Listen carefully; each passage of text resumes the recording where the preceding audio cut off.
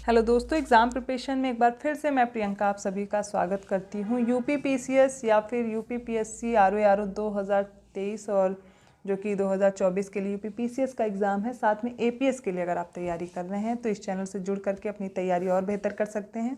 आपके जीएस वाले पेपर के साथ साथ हिंदी वाला जो पेपर है मैं दोनों को कंप्लीट कर रही हूँ। दोपहर 1 बजे डेली आप देखेंगे कि आपके सब्जेक्ट कंप्लीट हो रहे हैं, topic wise previous year question भी हो रहे हैं, साथ में मैं हिंदी भी करवा रही हूँ। तो जो भी बच्चे आरओ का एग्ज़ाम देने वाले हैं या अदर एग्ज़ाम भी आप यूपी पीएससी के फोकस कर रहे हैं तो इस चैनल से जुड़ करके अपनी तैयारी और बेहतर कर सकते हैं। तो इतिहास हम लोग पढ़ रहे थे और भारतीय इतिहास की हम महत्वपूर्ण घटनाएं देख रहे थे और उसमें जो हमारा टॉपिक चल रहा है भारतीय इतिहास में महत्वपूर्ण लड़ाइयाँ और युद्ध हैं। और इतिहास में प्रश्न पूछे जाए और यहाँ से कोई प्रश्न आए तो फिर ऐसा प्रश्न पत्र नहीं बनता है। तो यूपी पीएससी के पेपर में इस टॉपिक से हर बार ही प्रश्न पूछे गए हैं और ये टॉपिक बहुत महत्वपूर्ण है आपके लिए। बिल्कुल मत छोड़िए, इसके जितने भी पार्ट आ रहे हैं वो सारे करते रहिए। पहले 2 पार्ट हो चुके हैं, आज जो ये पार्ट है ये 3rd पार्ट है और यहाँ पर हम आगे जहाँ तक पढ़ लिए थे बस उसी के आगे से हम लोग कंटिन्यू करते हैं। जो सबसे पहला युद्ध पढ़ना है वो कैप्चर ऑफ ग्वालीगढ़ है, जो कि 1803 में ग्वालीगढ़ वाली जगह पर कैप्चर किया जाता है और इसमें ब्रिटिश ईस्ट इंडिया और मराठाओं के बीच होता है युद्ध और क्या होता है, ब्रिटिश ईस्ट इंडिया कंपनी विजयी रहती है। फिर बात करते हैं फर्रुखाबाद की लड़ाई, ये 1804 में होती है। फर्रुखाबाद की लड़ाई है तो फर्रुखाबाद में ही होगी, है ना। तो ब्रिटिश ईस्ट इंडिया कंपनी इसमें भी क्या करती है, मराठा को हरा देती है। पहले देख रहे थे मैसूर के पीछे पड़े थे ये लोग, पर मैसूर वाले क्षेत्र में मराठा इनका साथ दे रहे थे, हैदराबाद के निज़ाम साथ दे रहे थे, लेकिन बाद में क्या हुआ, ये मराठा को भी नहीं छोड़ते हैं, ये लोग यही कर रहे थे। फिर डीग के किले की घेराबंदी देखिए 1804 में होती है डीग फोर्ट पर। ब्रिटिश ईस्ट इंडिया कंपनी इस पर भी कैप्चर कर लेती है और मराठाओं को हरा देती है। अब देखिए दिल्ली की भी घेराबंदी कर लेते हैं 1804 में दिल्ली में और ब्रिटिश ईस्ट इंडिया कंपनी यहाँ भी मराठाओं को पराजित कर देती है। अब देखते हैं भरतपुर की लड़ाई होती है 1805 में भरतपुर में, यहाँ पर लेकिन मराठा साम्राज्य क्या करता है, ब्रिटिश ईस्ट इंडिया कंपनी को हरा देता है। कुरुचिया का युद्ध होता है 1812 में वायनाड वाली जगह पर। ब्रिटिश ईस्ट इंडिया कंपनी अभी जनजातियों के बीच होता है, कुरुचिया और कुरुम्बा जनजाति होती है, जहाँ पर ब्रिटिश ईस्ट इंडिया कंपनी विजयी रहती है। और फिर होता है खड़की का युद्ध 1817 में, कहाँ पे होगा, खड़की का युद्ध होगा खड़की में। इसी तरह याद करिए, फिर यहाँ पर ब्रिटिश ईस्ट इंडिया कंपनी फिर से क्या करती है, मराठाओं को हराती है।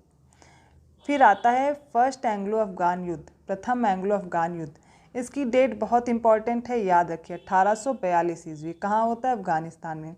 अब यहाँ पर ब्रिटिश ईस्ट इंडिया कंपनी और जो अफगानिस्तान का अमीरात दोस्त मोहम्मद है, इनके बीच में युद्ध होता है और इस प्रथम युद्ध में ब्रिटिश ईस्ट इंडिया कंपनी जीतती है। सेकंड देखिए ग्वालियर का अभियान होता है 1833 में ग्वालियर में, और यहाँ पर फिर से मराठा साम्राज्य को ब्रिटिश ईस्ट इंडिया कंपनी पराजित करती है। फिरोज शाह की लड़ाई होती है 1845 में फिरोज शाह नामक जगह पर। यहाँ पर अब सिखों को ये पराजित करना शुरू करते हैं, ब्रिटिश ईस्ट इंडिया कंपनी जीतती रहती है। अब ये सिखों से इनकी बहुत सारी युद्ध होते हैं, ये सारे युद्ध एक एक करके देखिए। जैसे 1845 में पहले फिरोज शाह की लड़ाई होती है, फिर मुदकी की लड़ाई होती है, इसमें भी सेम रिजल्ट है, सिख को ये हरा देते हैं। फिर अलीवाल की लड़ाई देखिए 1846 में होती है, फिर British East India company Aliwal वाली जगह पर सिख साम्राज्य को हराती है। सोबराय की लड़ाई 1846 में होती है, याद रखिए सारी एक साथ, जैसे कि सिख साम्राज्य की कौन कौन सी लड़ाई हुई उनकी डेट याद कर लीजिए तुरंत वहीं पर। तो ब्रिटिश ईस्ट इंडिया कंपनी फिर हराती है सिख साम्राज्य को। रामनगर की लड़ाई होती है मोस्ट इंपॉर्टेंट 1848 में रामनगर वाली जगह पर, लेकिन यहाँ पर क्या है, सिख साम्राज्य जो है वो विजयी हो जाता है, किससे, ब्रिटिश ईस्ट इंडिया कंपनी से। फिर होता है चिलियावाला की लड़ाई, यहाँ पर भी 1849 में चिलियावाला वाली जगह पर सिख मतलब दोनों युद्ध जीतते हैं, एक तो चिलियावाला और एक तो रामनगर की लड़ाई। उसके अलावा मुदकी, अलीवाल, सोबरा ये हार जाते हैं, ये देखते चलिए। फिर गुजरात की लड़ाई होती है 1849 में। अब क्या होता है, फिर से उल्टा होता है, British East India company Sikh साम्राज्य को गुजरात की लड़ाई में हरा देती है 1849 में। अब बात करते हैं मुल्तान की घेराबंदी की 1849 में मुल्तान वाली जगह पर, मुल्तान वाले क्षेत्र में मुल्तान से और ब्रिटिश ईस्ट इंडिया कंपनी की जो युद्ध हो रही है, लड़ाई हो रही है, तो उसमें क्या होता है, ब्रिटिश ईस्ट इंडिया कंपनी विजयी रही। फिर आगरा की लड़ाई होती है 1857 में। अब देखिए जो 1857 का विद्रोह है अलग अलग जगह पर अलग अलग क्षेत्र में रहा है, वही यहाँ पे बताया गया है। तो कहाँ पर कौन विजयी रहा ये देखिए। तो आगरा वाली जगह पर भारतीय विद्रोहियों को हरा देते हैं, यहाँ पर कुचल दी जाती है, ये जो विद्रोह है कुचला जाता है ब्रिटिश ईस्ट इंडिया कंपनी द्वारा।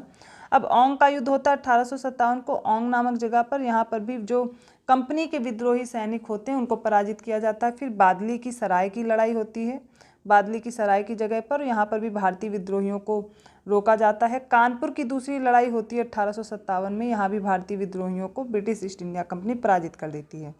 दिल्ली की घेराबंदी हो जाती है। दिल्ली में सबसे पहले क्या करते हैं, ये जो विद्रोही होते हैं आगरा से मेरठ की ओर से आगरा की तरफ बढ़ते हैं, माफ़ कीजिएगा दिल्ली जब बढ़ते हैं, तो दिल्ली जब बढ़ते हैं तो दिल्ली पे कब्जा कर लेते हैं। लेकिन फिर क्या होता है, British East India company Mughal साम्राज्य और भारतीय विद्रोहियों का जो ये विद्रोह है ये रोक कर क्या होता है, यहाँ पर फिर से दिल्ली पे अपना कब्जा कर लेते हैं। नजफगढ़ की लड़ाई होती है 1857 में, नजफगढ़ में यहाँ भी भारतीय विद्रोहियों को रोक दिया जाता है। कानपुर की घेराबंदी 1857 में होती है कानपुर नामक जगह पर, यहाँ पर लेकिन नाना साहब की जो सेना है और जो विद्रोही सैनिक होते हैं कंपनी के वो जीत जाते हैं, यहाँ पर ब्रिटिश ईस्ट इंडिया कंपनी हारती है। फिर देखिए 1848 में 1858 की बात करते, किंतूर की लड़ाई होती है किंतूर वाली जगह पर। अब यहाँ पर भी भारतीय विद्रोहियों को पराजित किया जाता है। लखनऊ पर कब्जा 1858 में ब्रिटिश ईस्ट इंडिया कंपनी कर लेती है। लखनऊ पर जो अवध वाले क्षेत्र के लोग होते हैं और जो भारतीय क्रांतिकारी थे उन लोगों को वहाँ पर भी पराजित करके लखनऊ पर ये लोग आराम से कब्जा कर पाते हैं।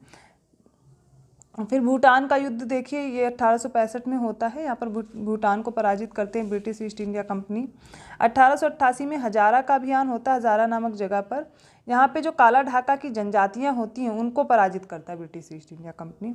सारागढ़ी की लड़ाई शायद सभी को याद होगा, सारागढ़ी की लड़ाई 1897 ईस्वी में सारागढ़ी में, यहाँ पर ब्रिटिश ईस्ट इंडिया कंपनी पश्तूनों को हराती है। और मलकंद की घेराबंदी 1897 में मलकंद में होती है, यहाँ भी पश्तूनों को ब्रिटिश ईस्ट इंडिया कंपनी हराती है।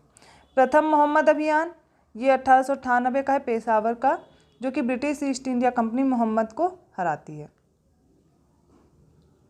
तीसरा एंग्लो अफगान युद्ध जो कि 1919 में होता है, भारत और अफगानिस्तान का उत्तर पश्चिम सीमांत क्षेत्र, यहाँ पर ब्रिटिश इंडिया कंपनी जो है अफगानिस्तान के अमीरात को हराती है। दूसरा जो मोहम्मद अभियान होता है ये 1935 में होता है पेशावर में, ब्रिटिश ईस्ट इंडिया कंपनी फिर से मोहम्मद को हराती है।